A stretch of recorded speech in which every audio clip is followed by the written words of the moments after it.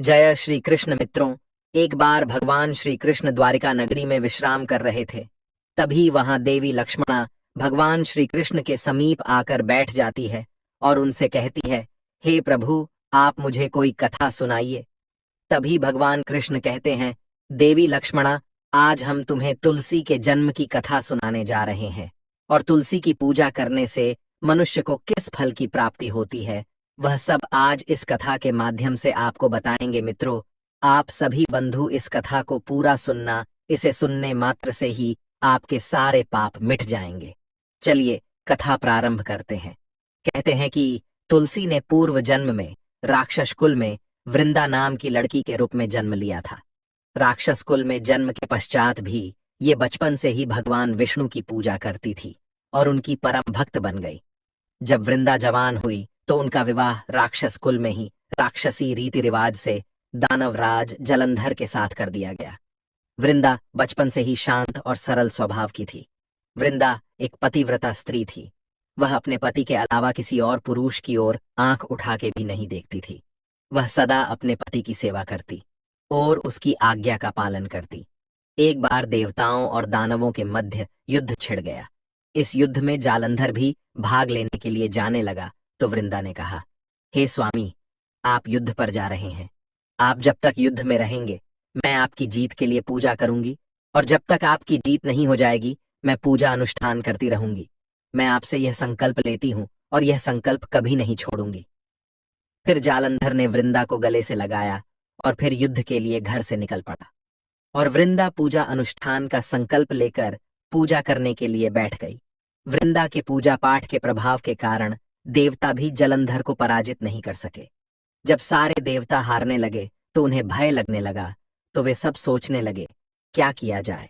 अब तो भगवान विष्णु जी ही इस दानवराज जालंधर से रक्षा करेंगे। उसके बाद इंद्रदेव सभी देवताओं सहित भगवान विष्णु के पास मदद के लिए पहुंच गए। इंद्रदेव बोले, प्रभु मदद कीजिए, उस दानवराज जालंधर से रक्षा कीजिए। तभी भगवान विष्णु मुस्कुराकर बोले, हे देवराज इंद्र, तुम जालंधर को पराजित इसलिए नहीं कर पाए क्योंकि घर पर वृंदा पूजा अनुष्ठान कर रही है। फिर भगवान बोले, वृंदा मेरी परम भक्त है, मैं उससे छल भी नहीं कर सकता। इस बात को सुनने के बाद सभी देवता एक साथ बोले कि हे प्रभु, कोई दूसरा उपाय हो तो बताएं, लेकिन हमारी मदद जरूर करें। इतना सुनने के बाद भगवान विष्णु ने जलंधर का रूप धरा और वृंदा के पास महल में पहुंच गए। वृंदा ने जैसे ही अपने पति को देखा तो तुरंत पूजा में से उठ गई और उनके चरणों को छू लिया। इधर जैसे ही वृंदा का संकल्प टूटा, उधर युद्ध में देवताओं ने दानवराज जलंधर को मार दिया और उसका सिर काटकर धड़ से अलग कर दिया। जलंधर का कटा हुआ सिर जब महल में आ गिरा तो वृंदा ने आश्चर्य से भगवान की ओर देखा, जिन्होंने जलंधर का रूप धर रखा था। इस पर भगवान विष्णु अपने रूप में आ गए, किंतु वे मौन रहे, वृंदा से कुछ भी ना बोल सके। यह सब देखने के वृंदा ने क्रोधित होकर भगवान विष्णु को श्राप दे दिया कि वे पत्थर के हो जाएं। श्राप देते ही भगवान तुरंत पत्थर के हो गए। ये खबर सुनते ही सभी देवताओं में हाहाकार मच गया। देवताओं ने वृंदा से विनती किया कि वह अपना श्राप वापस ले ले, अन्यथा समस्त ब्रह्मांड में उथल पुथल हो जाएगी। वृंदा ने देवताओं के विनती करने पर अपना श्राप वापस ले लिया। इसके बाद वृंदा अपने पति का कट हुआ सिर लेकर सती हो गईं। उसके बाद उनकी राख से एक पौधा निकला। तब भगवान विष्णु जी ने उस पौधे का नाम तुलसी रखा और कहा कि मैं इस पत्थर रूप में भी रहूंगा, जिसे शालिग्राम के नाम से इस तुलसी के पौधे के साथ ही पूजा जाएगा। इतना ही भगवान विष्णु ने कहा, किसी भी शुभ कार्य में बिना तुलसी जी के भोग के पहले कुछ भी मैं स्वीकार नहीं करूंगा। तभी से ही तुलसी जी की पूजा होने लगी। उसके बाद कार्तिक मास में तुलसी जी का विवाह शालिग्राम जी के साथ किया जाता है और देव उठावनी एकादशी के दिन को तुलसी जी के विवाह के रूप में मनाया जाता है। उसी दिन से माता तुलसी जी की पूजा की जाती है। तुलसी के पौधे में सभी तीर्थ, सभी देवी देवता, स्वयं भगवान विष्णु और सभी वेद स्थित होते हैं। माता तुलसी का प्रतिदिन दर्शन करने मात्र से ही मनुष्य के सभी पापों का नाश हो जाता है तथा पूजन करने से मनुष्य को मोक्ष की प्राप्ति होती है।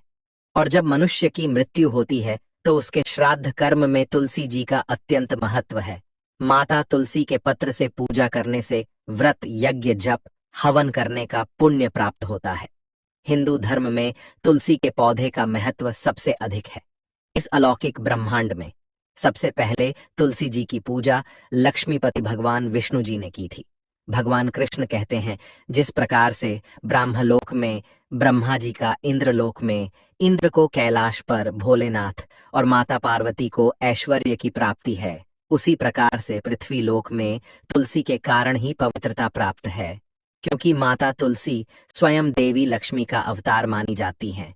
भगवान कृष्ण कहते हैं, पृथ्वी लोक पर जिस स्थान, जिस भी मनुष्य के घर में तुलसी का पौधा होगा, उस घर में कभी धन धान्य समृद्धि की कमी नहीं होगी, और उस घर में कभी बुराई का वास नहीं होगा, और घर में नकारात्मक ऊर्जा कभी नहीं आएगी।